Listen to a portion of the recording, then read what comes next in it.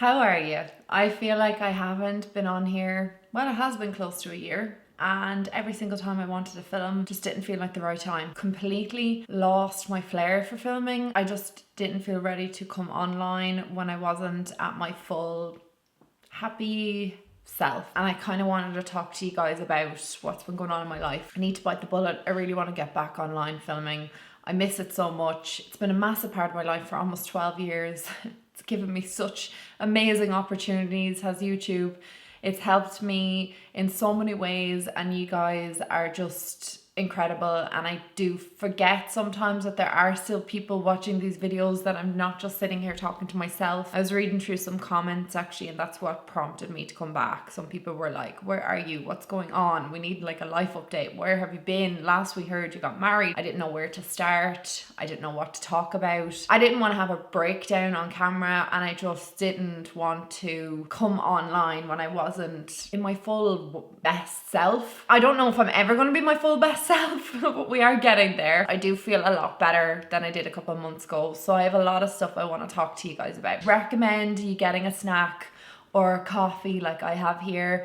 Whatever, get yourself comfy, put on your headphones, chill out. Let's just have a little catch up and we'll talk about what's been going on. I suppose I'll start with like some happy stuff, which was obviously my wedding. I got married on the 7th of December last year, which was just an absolutely gorgeous day. It was the best day of my whole entire life. He was just worth waiting for, he really was. It was such a whirlwind kind of event because my sister was leaving to go traveling. Coming back to Ireland is not in her plans at the moment. I just wanted to get married with her there. I didn't want to wait 2 or 3 years to see if she comes back. So we got married on the 7th of December in Dublin City Hall, and it was just the most beautiful wedding ever. There was 11 people at it, just very small, intimate, our immediate family. I wanted something very small. We planned it in 3 months, did everything as quick as we possibly could because my sister Ollie was leaving at the beginning of January and I just wanted her around. I didn't have a hens, I didn't really do much before the wedding or anything like that. I'm not really into any of that anyway, each to their own, but a small intimate wedding was the only way I wanted to marry Paddy, and I'm just so happy that I got to do it. We had a little afters in the Shelburne, which was just beautiful. We stayed there that night as well. And it was just so magical. Even being in the Shelburne at Christmas time, people were coming up to me. Obviously I was in a wedding dress, like strangers were buying me drinks and like, can I get you anything? Like champagne was coming over to our table. It was just absolutely magical. It was one of the best days of my whole entire life. If I could do it again, I would do it the same way 100 times over. I loved it. The only kind of thing, I suppose, with having a small intimate wedding is that you don't get to have all your family at it. Obviously, Irish tradition is the big wedding and lots of guests and families and friends come from overseas and down the country and up the country and all over the place. You have like a big shindig that goes on for 3-4 days. You might think because I've been online for so long, I like a lot of attention.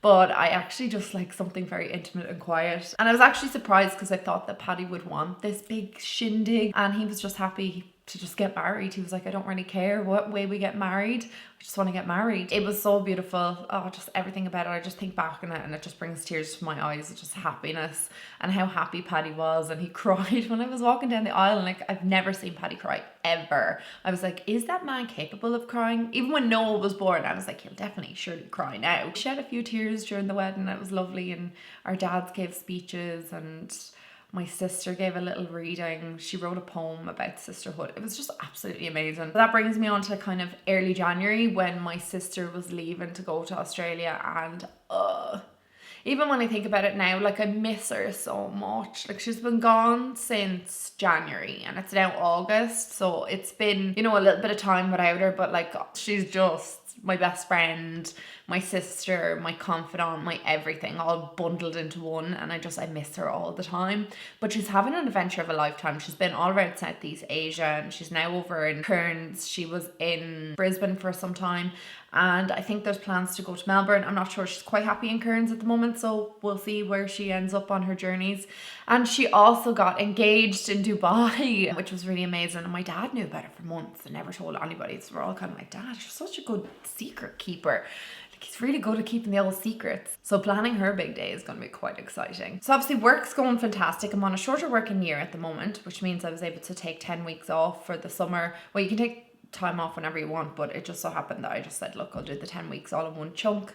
Noah's starting preschool in September. I want to spend the summer with them. I'm halfway through my shorter working year and I'm already like, no, I have to go back to work. But I do love what I'm doing now. I've been moved to a different section, so I'm very, very happy there. It's just it's going really, really well. So I suppose I'm kind of going to go on to like the not so good news that we've been kind of dealing with, and I'm going to try not to cry through this because just, you know, it's still very raw. I feel a lot more prepared to speak about it right now than I have been before. First off, I want to say a little bit of a trigger warning for pregnancy loss or anything got to do with miscarriage. If that is a troubling area for you guys, I would just suggest clicking off, because it's not something that I want to trigger anybody. I don't want to hurt anybody, and I really don't want to like bring emotions, like raw emotions up if it's not something you're willing to deal with or listen to. I don't want to be the cause of anybody's upset, so yeah, just mind yourself. We'll talk about something nice in another video. So yeah, I don't even know how to begin with this. In late May, I had found out that we had miscarried a pregnancy that we were both so excited for. We were so thrilled. We were just over the moon, skipping around the place, singing to our heart's content, overjoyed, just bliss is the only way I can describe it. Similar to how when I found out I was pregnant with Noah. Obviously, when I was pregnant with Noah for the first pregnancy, it's a bit shocking. You're just like kind of almost stunned, and then the happiness sets in and you don't know what to expect, and it's all like just new. This time around, I'd obviously, you know, knew kind of what to expect. I knew like I was gonna probably have like morning sickness and moody and, you know, the big boob. So I found out mid-April that I was pregnant, and we were thrilled. I had done an awful lot of prep to try and get my body in order before I wanted to get pregnant. You may already know this, but I was on anti-anxiety medication. So after suffering from a bout of postpartum depression, I went back on my anti-anxiety medication, and I was feeling kind of a bit off last year anyway. My weight was quite low. I went to see the doctor in September because it was a concern of mine, and I just was like, I need to pull myself out of this again. She had told me, because my periods were quite sporadic at the time, I needed to like get my body healthy. Did I want to have more children in the future? If so, I'm gonna have to start like looking after myself, taking care of my body, taking care of my mind, all that jazz. And she also mentioned to me about my anti-anxiety medication, that it wasn't the best thing to be on, was trying to conceive because it can cause issues. They don't actually know what sort of issues, because obviously clinical tests on pregnant women are not really performed. They're not performed at all. But she advised that if I did want to get pregnant, that the best thing to do was to come off my anxiety medication, but I had to wean myself off it. So there was a lot of things I was dealing with, a lot.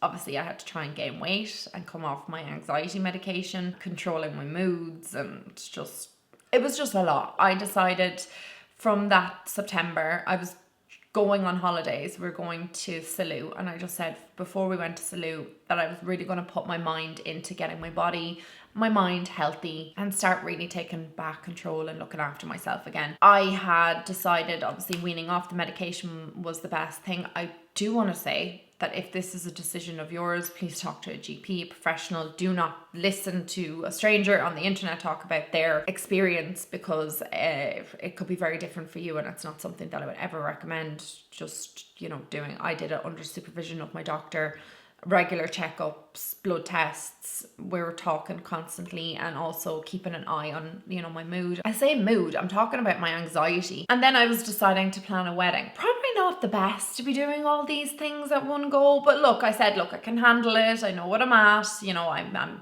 speaking to my husband, or my partner at the time, and I was, we were talking everything through and communicating openly, and I was speaking to my parents, and I was talking to my sister, and it wasn't like a thing that, I was doing all alone. I had lots of support. So around January, February time, I had completely weaned off my medication. I'd done it so gradually from September onwards, and I was feeling great. Like, it was tough, I'm not gonna lie. Coming off medication like that is not an easy thing to undertake. We didn't take anything into consideration, like how long it might take. I was expecting maybe 6 months to a year. That's what you hear. Obviously your age is like a contributing factor, and then you have to understand that, you know, stress and, you know, different things like that. Fortunately, and again, this is not me bragging or anything, it's just pure luck, and I'm just so grateful, we got pregnant almost immediately. I found out in mid-April that we're pregnant. I did like a little treasure hunt for Paddy around the house with Noah involved. I was so happy. I was starting to feel a bit like nauseous in the early days. Similar symptoms to when I was pregnant with Noah. Nothing was like unusual. But I will say that come around maybe the 7 week mark, I was starting to just not feel like, I can't really put my finger on it. I was trying to explain this to Lisa the other day. I met her for brunch and we were talking obviously about what happened, because I've only just now decided that I want to speak about this, and it was actually her words that made me want to do this online, because she was like, I didn't know all these things happen. I had no idea this is what you go through. You know, women keep this to themselves and it's totally understandable, but like it helps so much more women when you speak about it. Anyway, I digress. I was going to the Girls Aloud concert with my mum, my friend Jenna, and I was speaking to my mum about the pregnancy, and I just said, there's something not right. I don't feel right in my body.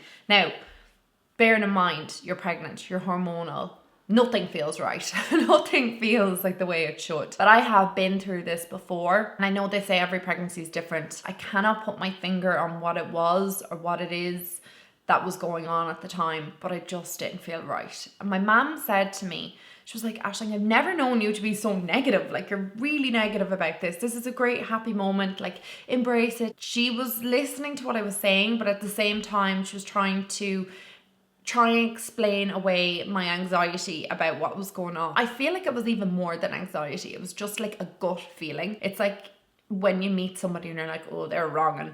Or when you meet someone, you're like, I get a really nice vibe from them. It's that kind of feeling in your gut. Unexplainable. Anyway, I listened to my mum like you do. I put it to the back of my mind.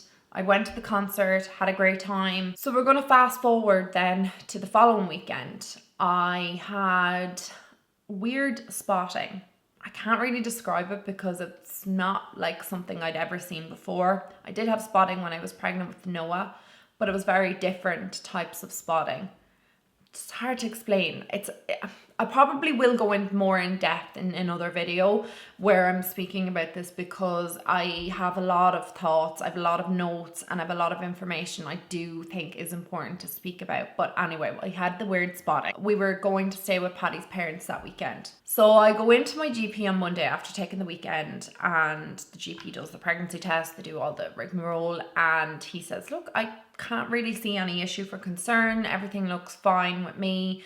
What I am going to do though, if you do want to go and see somebody, is I'm going to refer you over to the hospital and you can go over and see the gynecologist and we'll get you a scan. That was fine. Monday, GP. Tuesday, in with the gynecologist. She did a speculum exam. Everything was fine, cervix closed. She did say I had a mild yeast infection and she reckons that's what was causing the spotting. Yeah, I wasn't aware of that because I've only ever had one in my life before, and I think it was from laundry detergent I was clearly allergic to. After the examination, she was going to give me this course of antifungal. Told me to take the course of antifungal and then I was to come back in and get a scan. So I was to wait until this antifungal treated the yeast infection and then to come back in and have my scan. I'm trying to remember everything now as it happened because we're at the end of May. I was close to 9 weeks pregnant at this time. Went in the Wednesday morning into the early pregnancy unit, which is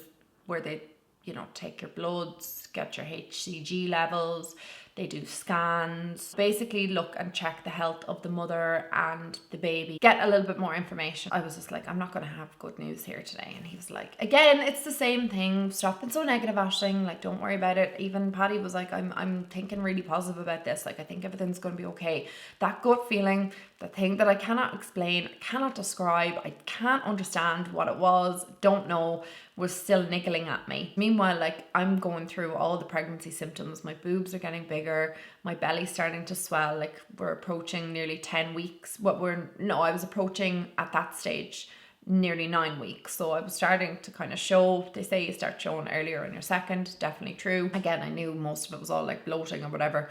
I had just not a good feeling. Like I just didn't. I don't know what it was. But we went in for the scan.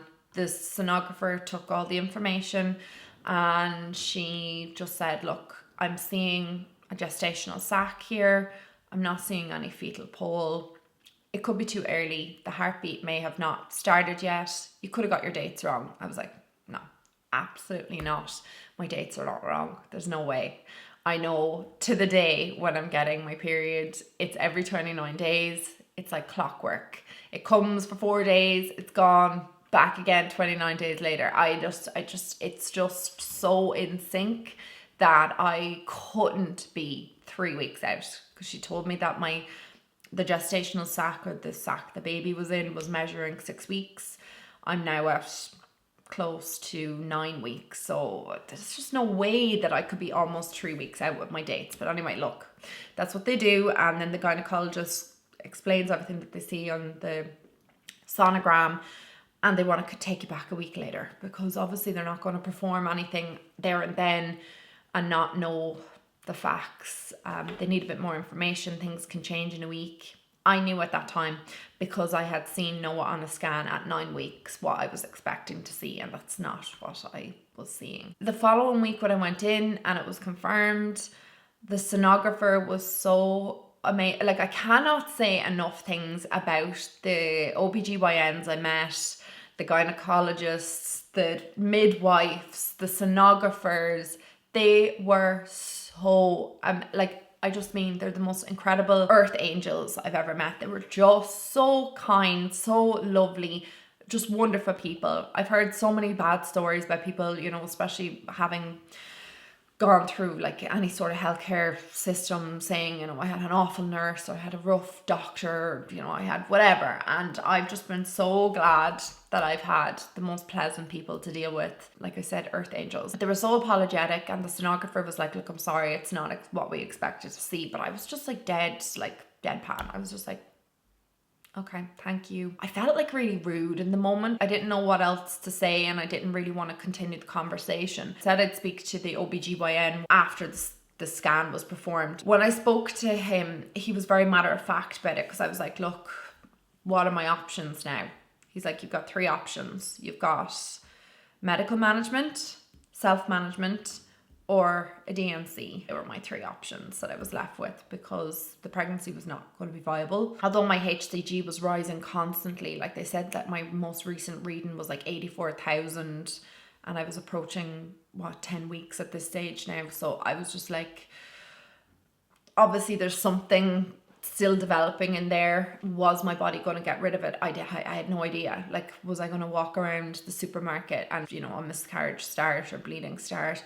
I just didn't want that to happen to me. I was left with the medical management or a DNC. It's not like you have much time to think about this, but I had done my research from the previous week. I'd read up everything. I mean everything. I had read up as much information as I could get on what a DNC entailed and what medical management looked like. So it was a lot of information that I had to intake. I wanted to know, like, what is in these medications, like what am I actually taking, what are the side effects, what could happen, is there repercussions? And then for the other side of it, I wanted to know, like, what are the negative side effects of DNC. Anyway, I just wanted to prepare myself every which way. It took my mind off it to an extent of what was happening, but I was also reading about it. It sounds like an oxymoron, but it gave me like a purpose in that week that I was waiting to find out what was going to be the upshot of this devastating news. Ultimately, I decided to go with the medical management. A DNC didn't seem like it was necessary at that time. I just didn't really feel like any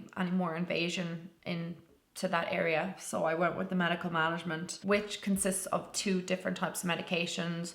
One you take to stop the progesterone, and one you take to cause contractions to the uterus or spontaneously remove the contents of the uterus. That's what we did. I'd read up obviously about the pain and the side effects of taking the medication, so I kind of knew what to expect. Wasn't anything as bad. I know that sounds terrible, but it wasn't anything as bad as what I was like reading up online. So I had prepared myself for the worst. It didn't end up being as bad. Emotionally, I still probably am not like not the Mae West. I'm not feeling completely and utterly over it. It's not like a thing that I'm like, oh, that happened, okay, move on. It still sucks. That was middle of the beginning of June, all this took place, and then I had to go back in because I had retained products of conception. They then gave me more medication to try and rid. That didn't do anything, and then I had to go back in again and get scanned, and they still could find it. But because it was so small at that time, the midwife had said to me, it will come out with your next menstrual cycle, and it actually did. That's another thing I had no idea about, that you could have products retained, or it was just going on forever.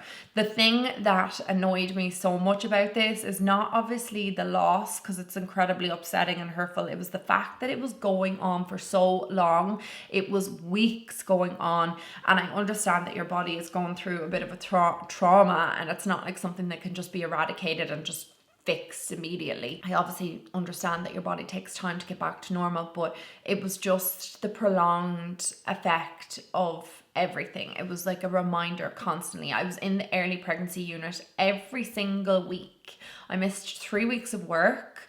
I couldn't go into my office because they were fearful that I was going to get an infection because of these retained products. So I had to go on antibiotics, and then I couldn't. So I was coming up close to taking my holidays, like my break for the 10 weeks. And I was like, I can't go into the office. Nobody knows what's going on. I had to let my manager know these private, intimate details and be crying on the phone. It was just the most excruciating experience. Something I understand 1 in 4 women go through, and I just hate that. I hate that women have to go through this.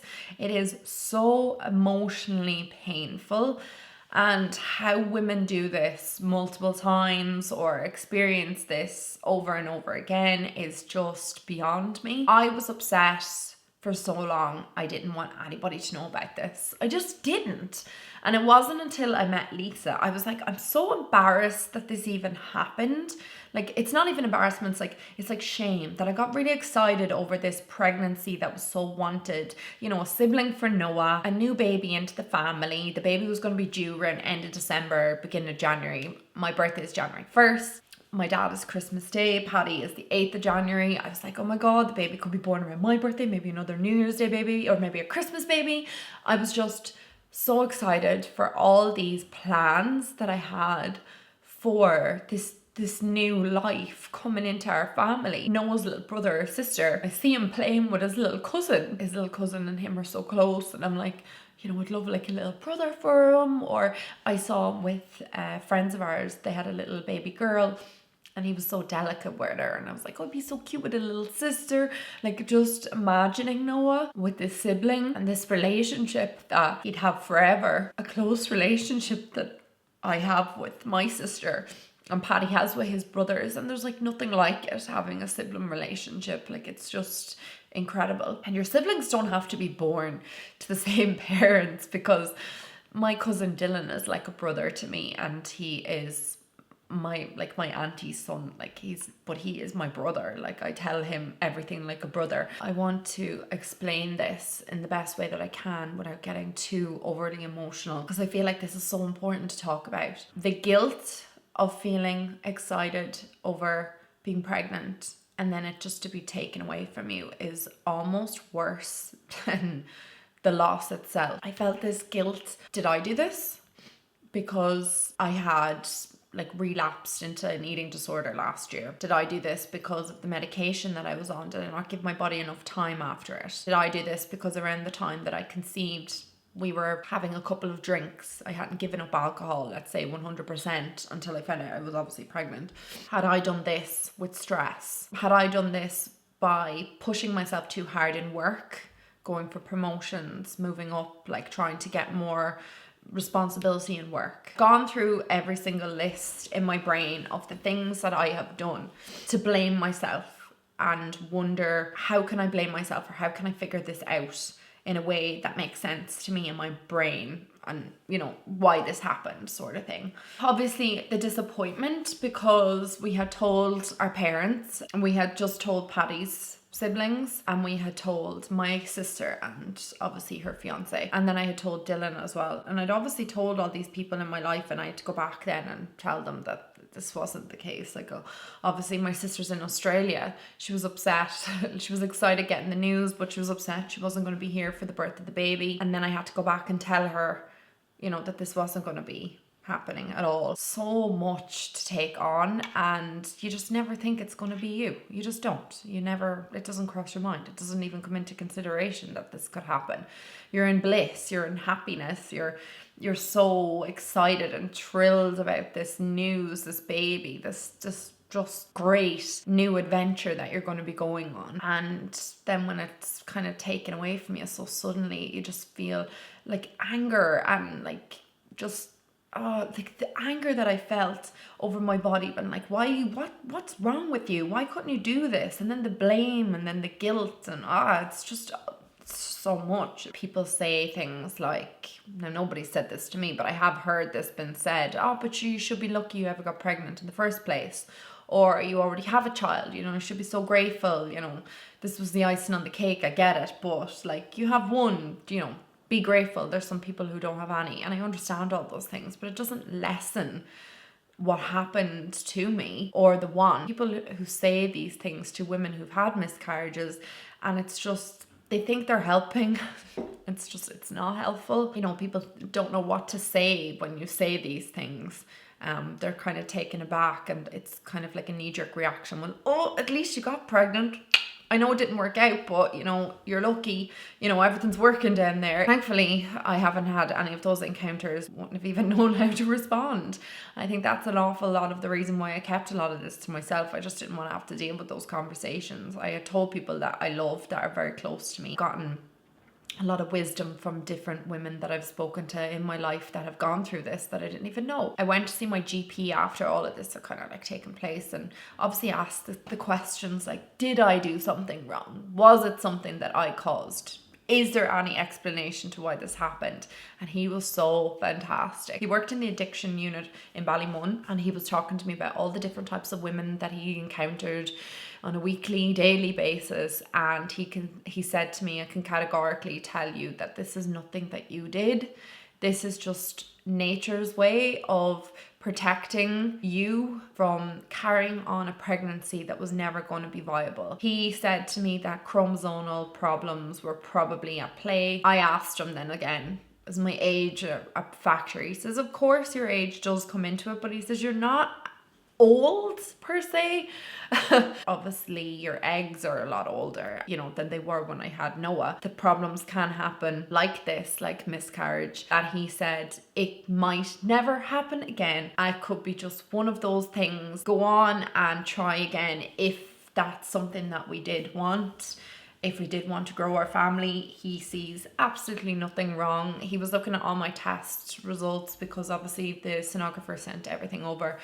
They check for like fibroids, because I did have those when I was pregnant with Noah. They check for cysts, obviously, to check the health of your ovaries. I presume they can check your egg like stores and whatever, then your uterus and everything. So all my test results came back like positive, no problems, everything looked good, no blockages, no anything, no cause for concern. There's no medical reason why this happened. It was just probably a chromosomal problem. He did explain to me, I understand, like being like, I studied genetics in college, like I understand the reasoning behind it. It's just when somebody else says it to you and kind of reiterates what you've been thinking in your head, it just makes it so much like easier to kind of deal with, like that, you know, I'm thinking these things and then he's saying them to me and I'm like, okay, this is what I was thinking, you know, I'm glad someone's on the same page as me. And he did say to me, it would be so much worse if the pregnancy did continue. The pregnancy was never going to be viable, so you would end up getting to a stage where you were delivering, you know what I'm talking about. It's not the nicest thing to happen, but in a way I'm kind of glad it happened if it was going to happen at that stage, because it was easier to kind of deal with. Now almost 2.5 months since the pregnancy loss, I'm never going to forget it. It's never going to be far from my mind. I think about it quite a lot, and not in a way where I'm like, oh, that's, you know, I'm like depressed or like in a low mood. It just crosses my mind from time to time, especially when I hear of like people have been pregnant, or when I see Noah. I think about the baby like Noah's sibling, like Paddy's son or daughter. That's why it hurts more. It's like, it's not even that it was something that happened to it's not even that it was something that happened to me and it's upsetting. It's that it was the future that I am hurting for. It's kind of like similar when you go through a breakup. It's not even that you're upset that the relationship's ended. It's like you're upset for the future that you could have had, and kind of is what reminds me of even when I went through my breakup. Like, this is like on a whole nother level. Like, this is pain like I've never experienced. And I thought a breakup was like the worst thing that could ever happen to me. That was like nothing. Not taken away from anything like that people go through. Obviously, everybody has their own struggles. But when I obviously thought my life was crumbling down at that time, like I didn't know that this is so much more pain. It's just painful. And I don't think anybody, unless you've been through this, can actually understand what I'm talking about. You can empathize with a person and you can kind of understand the pain that they're going through, but I just don't think until you've emotionally been through it, because I've obviously been in that boat where I'm like, oh, that poor girl, she had a miscarriage, it's awful, like I can feel the pain for her. But not until you've actually been through it, you don't realise how painful it actually is emotionally. The light at the end of the tunnel is that Patty and I do want to have another baby, and when the time is right and we're ready to kind of try again, like we will. I think I want to give my body a bit of time to heal, my mind definitely some time to heal, emotionally kind of get like away from this, because I still feel like I'm kind of in it and I just want to be the other side of it so that I can think positively the next time I do get pregnant, and hopefully, you know, everything goes really well, but that I'm not thinking so negatively next time I'm pregnant and worrying. I mean, I think I probably will, but do you know what I mean? I don't want it to take away from that. Somebody once said every pregnancy should be celebrated, no matter how brief. And I really like that, because, you know, this baby was just not ready to be born. And when they are, maybe they'll come back when, you know, they're ready into a healthy body. I just wanted to put everything out on the table. And Lisa was great the other day when she was saying it to me. She was like, I just cannot believe that so many people go through this in private and they don't talk about it. You know, like, women keep this to themselves. Again, that's their own choice. It just made me think that I have this platform. There's women dealing with this right now, probably watching, who knows? And I just want to say, like, you're not alone. Like, you're not by yourself. You're not alone. I felt so alone. I felt so isolated. I felt like I was the only person in the entire world that was going through this. And unfortunately, it's not a group or a team that anybody wants to be on, but you're not on your own. Every single feeling, every single emotion that you're going through, I've felt it too. And I know how it feels. And you know, I'm so sorry for anybody's loss or anybody dealing with this. Like, I just wish that it just didn't happen. It is just a fact of life, and we're not robots, and we do, you know, obviously get upset and cry, and, you know, this stays with us probably for the rest of our lives. It's just you learn to move on from it. You don't forget, but you learn to live with it and grieve it and look to the future and have hope again. And I just wish and hope for anybody out there who does want to add to their family, or, you know, have more babies, that you get your baby. And, you know, hearing stories about women who've been through miscarriages and then go on to conceive and have healthy pregnancies and beautiful babies is just like the best thing ever. I love hearing those stories. And if you feel comfortable enough to share a nice positive story or even a hard story, it helps other women. It really, really does. Like, reading those things and even speaking today is cathartic for me. And I know that there are women looking at this or reading these, that those comments will help. And your stories are important, and share them if you feel comfortable, because I do love reading them. No matter how hard it is, anybody who's been through this, like, I feel not less alone the more people I speak to that have been through it. But yeah, thank you so much for joining me today. I'm sorry it wasn't like the loveliest, nicest video back, and I know it's going to be ridiculously long, and I don't really mind. I'm just really appreciative that you guys have stuck with me this length of time through my talking. I love you guys so much, and I will talk to you in another video. We'll do something fun. I think in the next video, maybe we'll like try out new makeup, or I'll talk about what new makeup products I've gotten, or I don't know, maybe we'll bake or do a vlog or something. Just let me know what you'd like me to do. I have a lot of time off this summer. Obviously, I'm not really off because having a 3-year-old who we just finished potty training has been eventful. Noah is just the light of my life. I'm just so lucky every day that I have him. He just brings so much fun and joy into my life. I hope you guys are doing really well. I miss you guys so much, and I can't wait to come back to YouTube and do more content. And I will talk to all of you in another video. anything you want me to share or talk about, let's do that. I love you guys. Mwah. Bye.